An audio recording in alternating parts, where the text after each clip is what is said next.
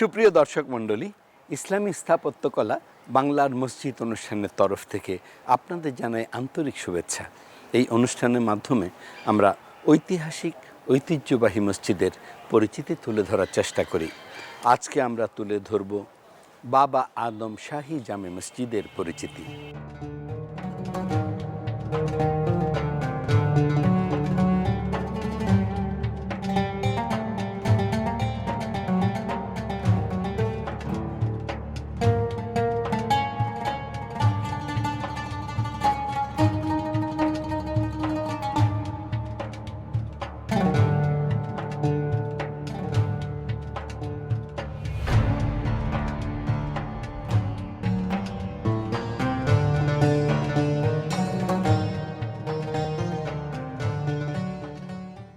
মুন্সিগঞ্জ জেলার মীর কাদিম পৌরসভার দরগাহবাড়ি এলাকায় এই মসজিদের অবস্থান।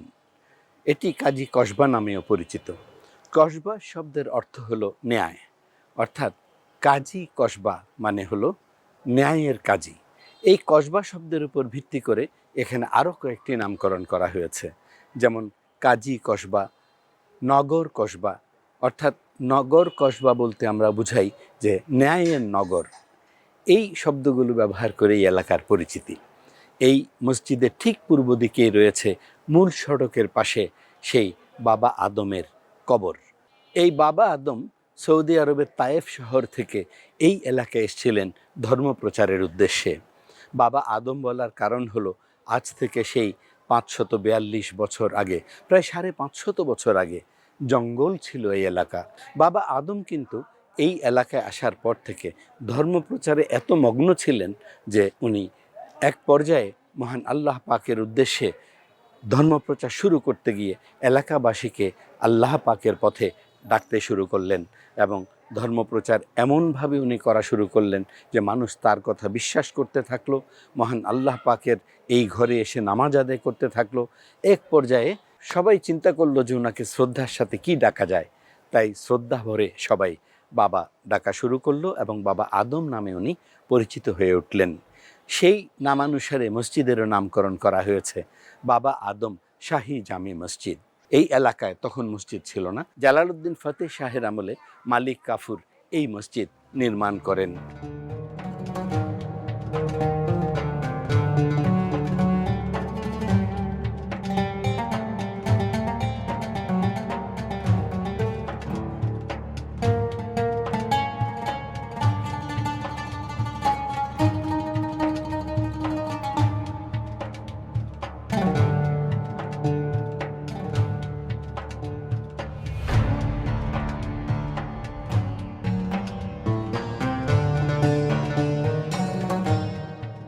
ইতিহাস থেকে জেনেছি এই বাবা আদমের সাথে রাজা বল্লাল সেনের একটি যুদ্ধ হয়েছিল।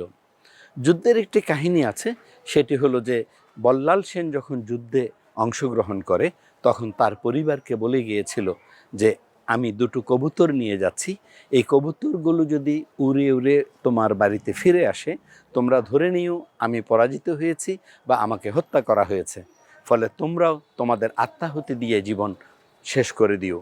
কিন্তু যুদ্ধে বাবা আদম সৈন্য সামন্ত সহ পরাজয় বরণ করে। পরাজয় বরণ করার পর এই বল্লাল সেন গোসল করার জন্য একটি দিঘিতে নামে। এই গোসল করার সময় যখন দিঘিতে নামে তখন কবুতরগুলো উড়ে উড়ে তার বাড়ি চলে যায়। যখন পরিবারের সদস্যরা কবুতর দেখে ধরে নেয় যে বল্লাল সেন পরাজিত হয়েছে এবং তারা সবাই আগুনে আত্মাহুতি দেয়। সেই আগুনের অগ্নিকুণ্ড, সেই ইতিহাস ঐতিহ্য এখনও কিন্তু এখানে বিদ্যমান, যদিও তার সেই আশেপাশের স্থাপনাগুলো নেই। তারপর বল্লাল সেন যখন বাড়ি গিয়ে দেখলো তার পরিবারের কেউ বেঁচে নেই, তখন সে নিজেও আত্মাহুতি দিল। অর্থাৎ এটি একটি ইতিহাস পত্রপত্রিকা এবং বইপত্রে আমরা পেয়েছি, তাই আপনাদের সামনে তুলে ধরার চেষ্টা করলাম।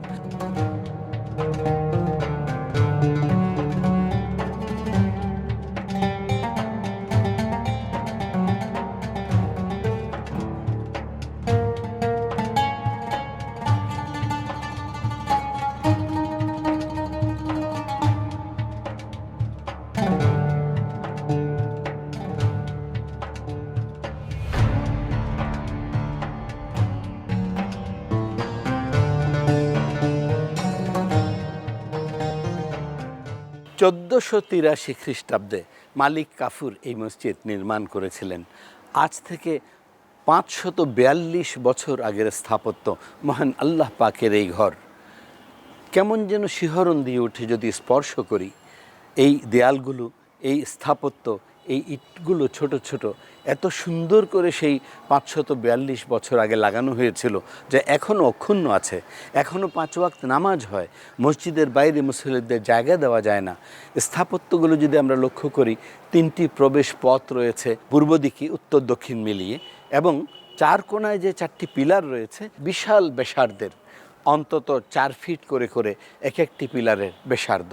পরবর্তীতে গিয়ে আমরা লক্ষ্য করি যে 3টি প্রবেশ পথ রয়েছে, সেই প্রবেশ পথগুলোর উপরেও কিন্তু কারুকাজ করা হয়েছে, খুব সুন্দর কারুকাজ।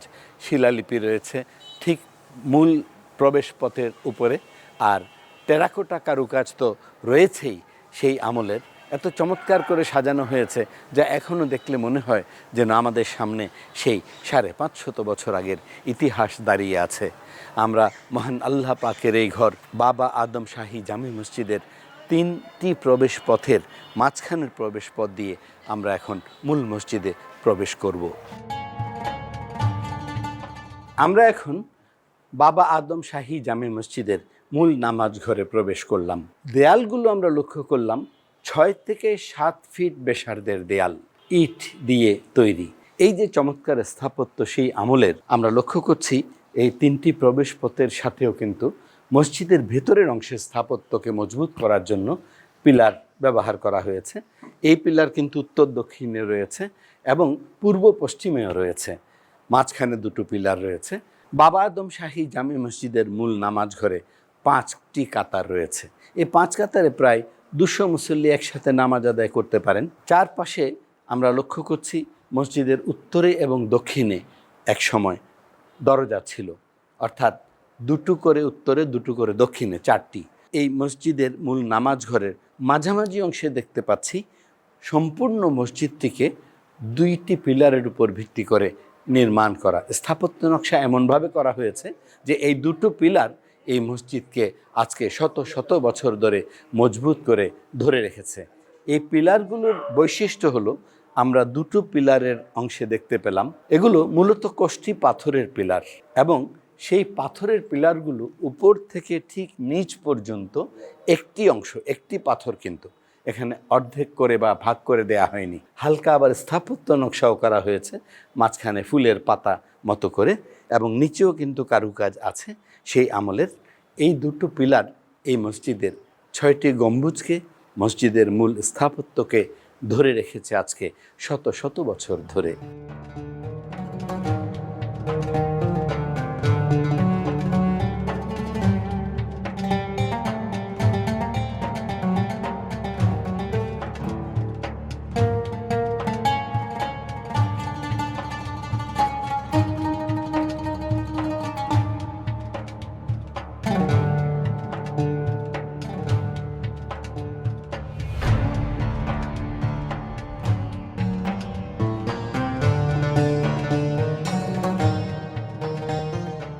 বাবা আদম শাহী জামে মসজিদের পশ্চিমের দেয়ালের 3টি মেহরাব রয়েছে, উত্তর দক্ষিণে 2টো, মাঝখানে একটি।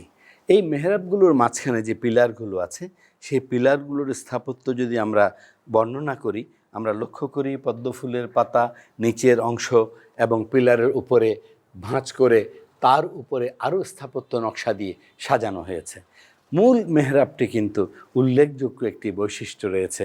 এই মূল মেহরাবের আমরা যদি এই অংশ থেকে উত্তর থেকে দক্ষিণ পর্যন্ত যদি আমরা ধরি, স্পষ্টত লক্ষ্য করছি যে উপর থেকে নিচ পর্যন্ত সম্পূর্ণ একটি পাথরের অংশ।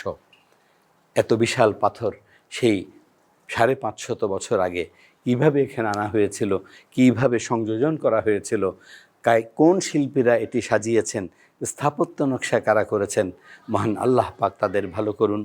সেই 550 বছর আগের স্থাপত্যে নির্মিত এই বাবা আদম শাহী মসজিদের মেহরাবের প্রশংসা না করে পারছি না। মেহরাবের ভেতরের অংশে আমরা লক্ষ্য করছি ফুলের কারুকাজ, এবং উপর থেকে নিচ পর্যন্ত ঢেউ ঢেউ আকার করে, অর্থাৎ আমাদের ধারণা যে স্থাপত্য নকশা করতে গিয়ে তখন যারা যে শিল্পের এটি করেছেন তাদের অন্তর থেকে করেছেন এবং তাদের ধারণার মধ্যে যতটুকু সম্ভব ঠিক ততটুকু করেছেন, কোনো কার্পণ্য করেননি। মহান আল্লাহ পাকের এই ঘরের এই মেহরাব এবং সারা অংশ নির্মাণের জন্য 1927 সালে আর্কিওলজিক্যাল সার্ভে অফ ইন্ডিয়া বইতে একটি রিপোর্ট করা হয়েছিল বাবা আদম সম্পর্কে। Whenever the historical truth underlying the tradition, it seems clear that Baba Adam have been the first pioneer of Islam in Bikram.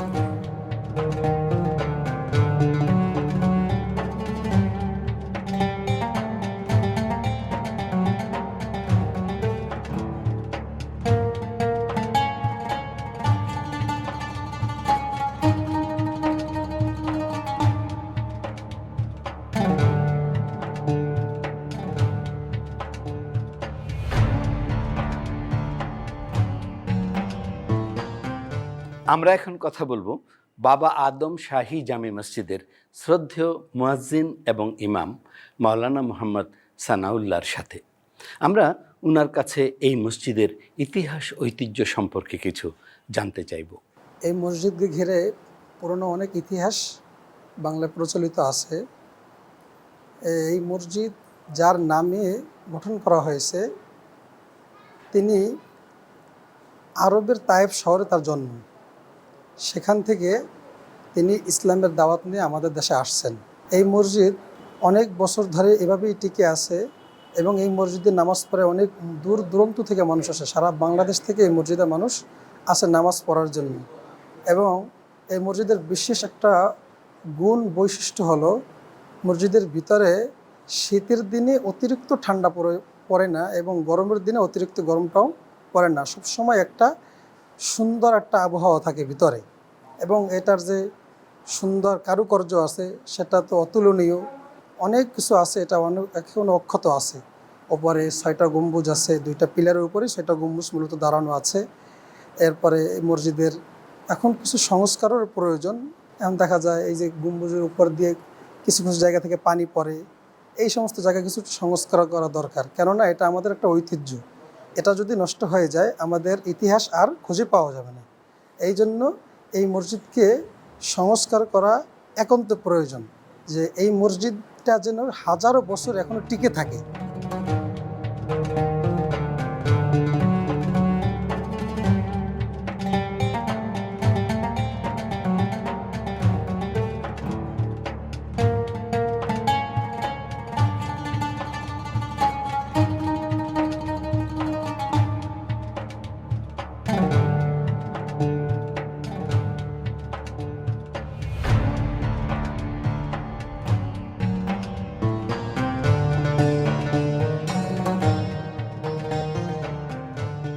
আমরা এখন পবিত্র কোরআন শরীফের একটি সূরার তেলাওয়াত শুনব এই মসজিদেরই একজন মুসল্লি হাফেজ মোহাম্মদ ওবাইদুল্লাহর মুখে।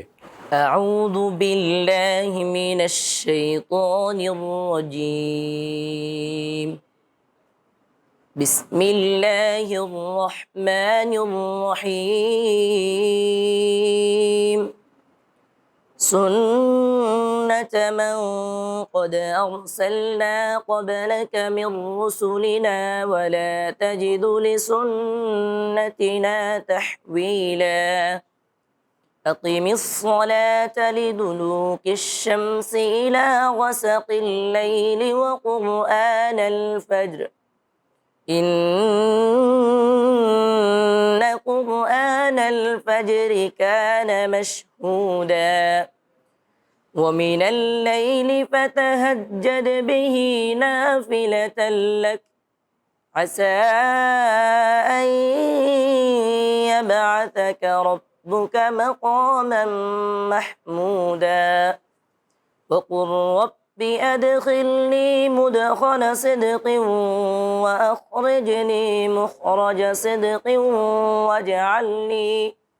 واجعل لي من لدنك سلطانا نصيرا وقل جاء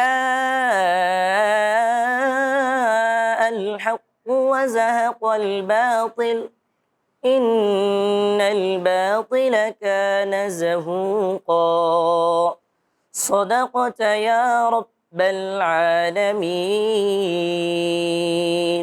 হাফেজ ওবায়দুল্লাহ সাহেব যে তেলাওয়াত করেছেন তার বাংলা অনুবাদ হলো যে আল্লাহ তাআলা তার রাসূলকে বলছেন, আপনার পূর্বে যা অবলম্বন করেছি সেটা অনুরূপ থাকবে, আপনার জন্য আমার ক্ষেত্র থেকে কোনো পরিবর্তন হবে না।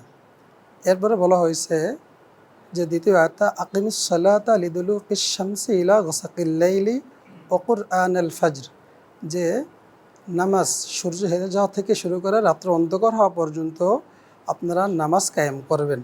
এরপরে ফজরের নামাজের প্রতি অতি যত্নবান থাকবেন, কেননা ফজরের সময় ফেরেশতাদের সমাগম ঘটে। এর পরবর্তী যে আয়াত আছে যে আপনি রাতের এক অংশে তাহাজ্জুদের জন্য দাঁড়িয়ে যাবেন, যেটা আপনার জন্য এক অতিরিক্ত ইবাদত, যেটা আপনাকে মাকামে মাহমুদে পৌঁছে দেবে এবং দোয়া করবে, হে আল্লাহ আপনি আমাকে এমন জিনিস আমাকে এমন জায়গা থেকে বের করেন যেটার সাথে কল্যাণ আছে এবং এমন জায়গা প্রবেশ করান যেটার সাথে কি আছে, কল্যাণ আছে। এরপরে আল্লাহ তাআলা কোরআনের ভিতরে বলেন যে মিথ্যা এবং মিথ্যা তো বিলুপ্তর জিনিস, সত্য এসে গেছে, মিথ্যা বিলুপ্ত হবে এবং মিথ্যা এমন একটা জিনিস যেটা বিলুপ্তই হওয়ার কথা। এটাই ছিল হাফেজ ওবায়দুল্লাহ সাহেব যে তেলাওয়াত করেছেন সেটার বঙ্গ অনুবাদ। আপনারা যারা আপনাদের নিজ নিজ এলাকার স্থাপত্য সৌন্দর্য সমৃদ্ধ মসজিদের পরিচিতি তুলে ধরতে চান, তারা আমাদের কাছে ইমেল পাঠাতে পারেন।